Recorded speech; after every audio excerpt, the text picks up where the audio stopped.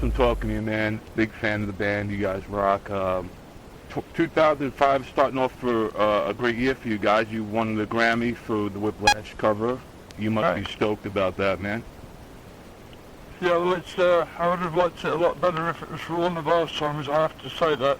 Right. I'm grateful, but all the same, you know. Is this the first Grammy you guys won? Yeah, third time nomination. Right, yeah. And I guess that it not being a Motorhead song takes away a little bit of it, you said? Yeah. But, you know, I'm still stoked to get it, yeah. Yeah, right on. Obviously, yeah. And you guys beat out all the young cats to get it, which is awesome. Is there any sense of vindication to winning the Grammy for all these years? Well, I think it was kind of a mercy, you know, because it's our 30th anniversary. I think they would have felt bad about it if they didn't give it to us, you know. Yeah, right. No, I think you guys definitely earned it, man. You guys rock, and I think we earned it, all right, but I don't think that's why they gave it to us. Now you have such a grand reputation in the metal industry, and it truly is one of the great rebels of the scene. Do awards and stuff like this, what do they mean to you? Well, they don't really, bring my ship home, as you say, but like, right. It's nice, you know, there's nothing wrong with getting a bit of recognition, but you don't get carried away with it, you know what I mean? Right on, man. You don't want to start believing it, like, you know, it's dangerous. Right on, that's true indeed. Now you've been doing this for 30 years, man. Time flies. That's only with Motorhead. Right, yeah, exactly. 12 years before that, you know. Yeah, right on. A lot of people, especially, maybe some of the younger readers who are going to be reading this magazine, may not really understand your extensive rock history. I mean, even before Hawkwind. I remember Elvis's first record coming out. Right, man. I remember when there wasn't any rock and roll. Right, exactly, man. And as a young kid without rock and roll, what was it like for you? Well, it was great, you know. It was terrible and it was great because the only way you could listen to rock and roll in England was Radio Luxembourg, which was based in Luxembourg, obviously, and the reception was terrible. Right. But they were the only people who were playing rock and roll on the radio. There was no rock and roll elsewhere. Nothing. Wow. So you tune into this fucking station, you know, I think they had a, 50-cent fucking transmitter. And you know, you go, and now it says that, but you know, you'd be fucking juggling the thing around, you know, try and catch it. Right. And you guys in America never had that problem, you know, you always go straight to the station, but like in England it was really primitive, you know, in the 50s. So like we used to catch, what I used to do, I used to catch a great song and then you wouldn't catch who did it, so you couldn't go get it, you know. Right. You had to wait again till he got the bit was clear when he said the fucking name, you know. Right. But like, and I used to have to order my records from an electrical appliance store down in the town, because we lived on a farm, you know. Right. You would go down and order them and he would send away to the relevant record company for him, and it took 2 weeks and you get his single, you know. Yeah. And I think in a way that really taught me the value of rock and roll, you know, because like if you had to wait for it, it was really something, you know, when you got it. Yeah, really, man. And what was like do you remember one of the first records you sent away for back then? The first 45 I ever bought was Peggy Sue Got Married, Buddy Holly. Ah, very cool, man. Awesome. That's a great song, yeah. Yeah, right on. And now as you got older, you also were part of Jimi Hendrix's entourage as a roadie, right? Yeah, I just humping and lifting for about 8 months. Wow, and cool, you know, I got to see him all the time for nothing, yeah. Yeah, that must have been an amazing and priceless experience. Yeah, I got to take acid with him too, you know. That's cool. Trouble is I got to go buy it first, you know. Oh, they sent you out to get it? Yeah, I used to score for him, acid, yeah. Oh, that's cool. And you know, back then in the 60s rock era, it must have been completely different than today as far as... Sorry, man, it was like another planet. Yeah, man. People thought different. They didn't just look different. People's thought process was different, you know. Right. People believed everything was good then. Right. Not like now, they believe everything is bad, you know. which was better? Oh, the 60s. Yeah, right on, man. The 60s were great. I've been trying to be an optimist and a fucking pessimist, but believe me, I'm a pessimist now. Yeah, you can't help it nowadays, right? No, well, you know, in those days it was just as bad. We had fucking Nixon on the throne, you know. True indeed. I mean, he was just as bad as Bush, you know. Yeah. Somehow people were more optimistic in those days. We thought we could change it, and we did. We brought him down. Yeah, right on. You guys did, and you definitely brought him down, and you Shut know, him out, that's you know. right. And now also as far as your history, and touching on rock history, you also, is it true that you attempted to teach Sid Vicious how to play the bass? Yeah, that could have been a long story, but I said no, you know. Oh, he approached you for it? Yeah. I mean, Sid was fucking hopeless, you know, he couldn't play bass. Yeah, I said, you know, I tried for 2 days, and then I said, Sid, I can't help you, you know, like, you got no aptitude for it, you know. And he went, yeah, I know, he was all pissed off, you know, and he went away, like. Then 2 weeks later, I was at the Speakeasy club, and he was there. He said, "Hey, let me guess what? I got a job with the Pistols, somewhat roadie like." And he went, "No, I'm not playing bass, you know." And I said, "But you can't play bass." And he said, "Well, I know, but I'm in the Sex Pistols, you know." And that was the whole thing, really, you know. He was an image buy, you know. Yeah, right. It was all about the image, and you know. Well, I mean, he was, you know, he was well named. Right. He was always a gentleman and a man, but I've seen him go off at a bouncer and to speak, and he's a little guy, Sid. I mean, he's like a bundle of pipe cleaners, you know. Yeah, right. I mean, this big beefy guy, I mean, Sid was chasing him up the stairs on his elbows, running away from him, kicking and spitting and freaking all over him. And then I've never seen nothing like it. It was just so horrible. He scared you, you know, but he was never like that with anybody like that he liked, you know. I mean, he was always straight with me. Right on, that's awesome, man. And his mother brought in the smack that killed him. Oh, man, ain't that the irony of it all, huh? That's the final dishonor, isn't it? Yeah, really, man. That's crazy. So now, 30 plus years you've been doing this, man, Motorhead with 30 years, and you still... You know, you listen to Inferno, and it's still as hard and as heavy and as ass-kicking. It's heavier. Yeah, even heavier. And faster. Yeah, man, it's just an awesome album. What drives you and keeps you going after all this time? What is it that keeps you wanting to rock? The drugs help, yeah. No, it's... well, you know, can you think of a better job than mine? Hell no. You know, I get to go all over the world, right, and fuck all these chicks of different nationalities, colours and religious persuasions, and I get to fucking make people happy while I'm there, too. It's awesome, man. Fucking brilliant, and play the music you like to play anyway. Play it at home anyway if you went on the road, you know. So. Don't get any better than that. Better job than that, but I ain't heard about it yet. Doesn't get any better than that, man. You're definitely living the life.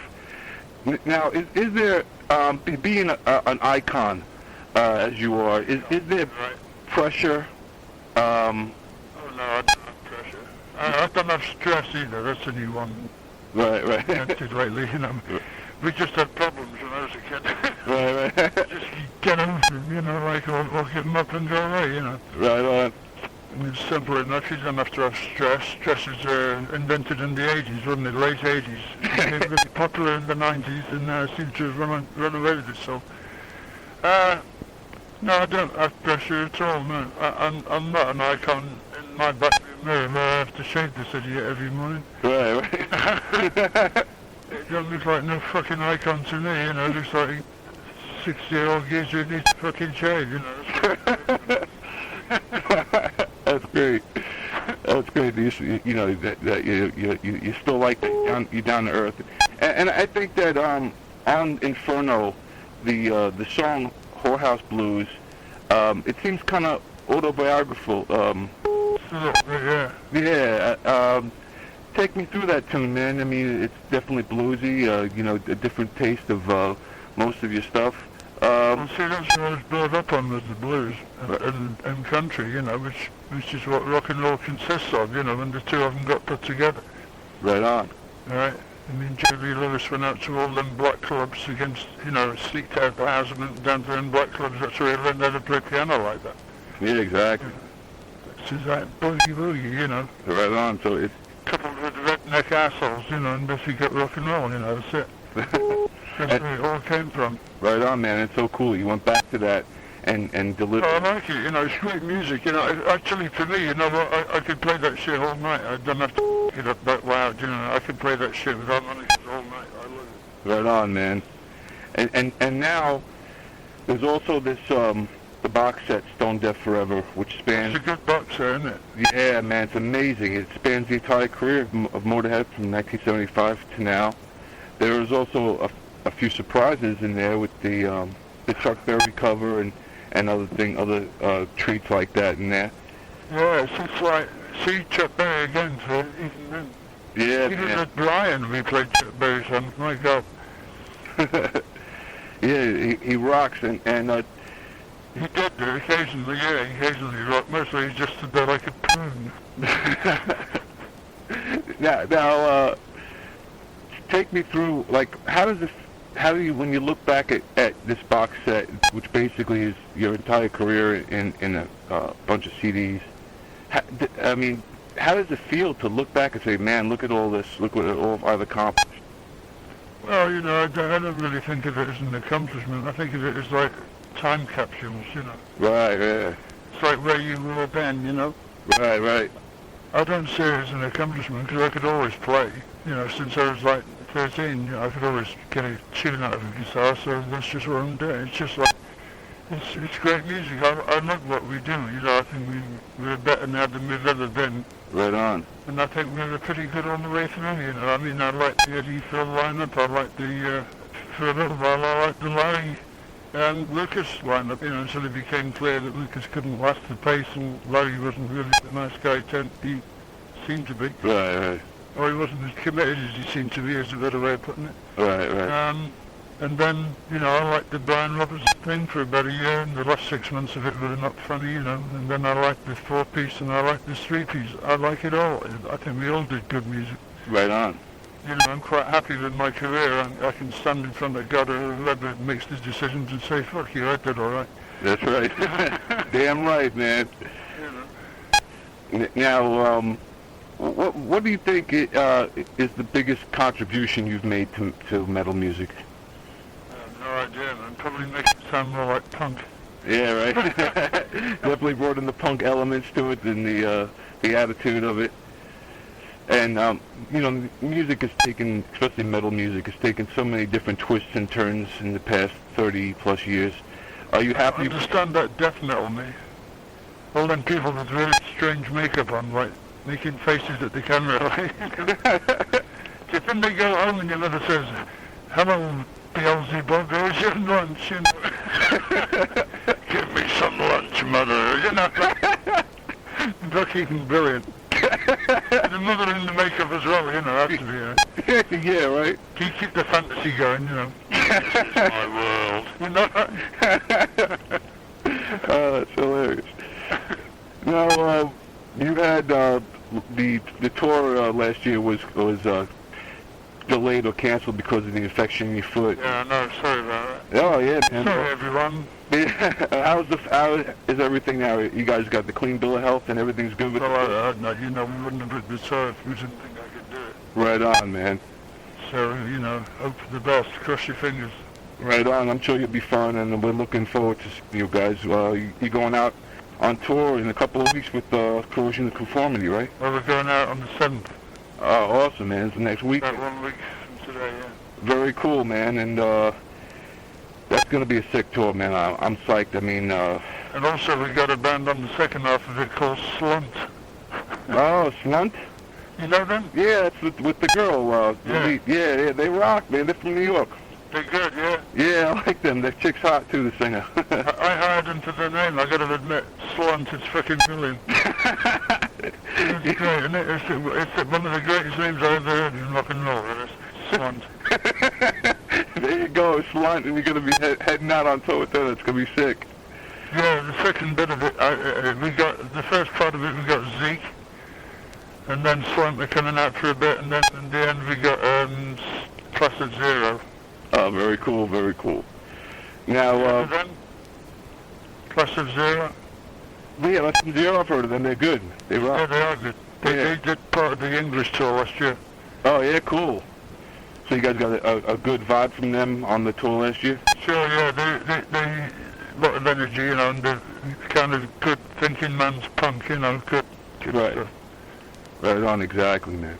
Where are you speaking from? I'm here right now on Long Island Okay. in New York, so. But yeah, man, also you guys are going to be playing WrestleMania 21.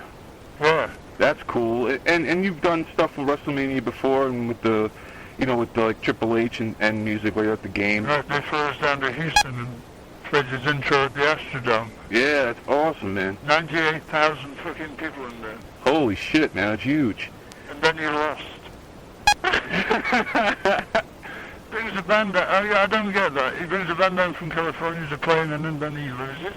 I know, that's crazy. What's he trying to tell you, you know? Must have had a bad omen, you know. What do you think is the connection between professional wrestling and Motorhead? And Oh, so I don't think, well, there's no connection to me because I don't watch it, you know. right. Because I just keep thinking of like going over the dance steps in the afternoon, you know. Exactly. But having said that, it is good entertainment. Right. And you have to rehearse any kind of entertainment, so there you go, you know. I'm not bitching about it, it's funny, you know. Exactly. But like, it does fucking, when you see those guys drop from head level flat on their back, when you buy the ring and you see them do it. Yeah, right. TV is different, right? Yeah, It's yeah. removed from the sweat and the sound of it. But the sound they make when they hit that fucking ring, I mean, you know, you say to yourself, well, I'm glad I wasn't there. And it's well thingy, the ring floor, you know, it's well padded, but all the same, man, they go down like a sack of shit, you know.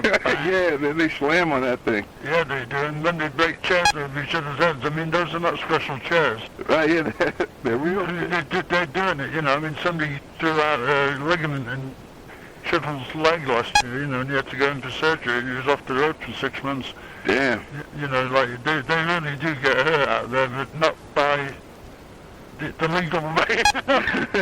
It's just by, you know, if it goes wrong, they get If they slip up, if somebody forgets to step, you know.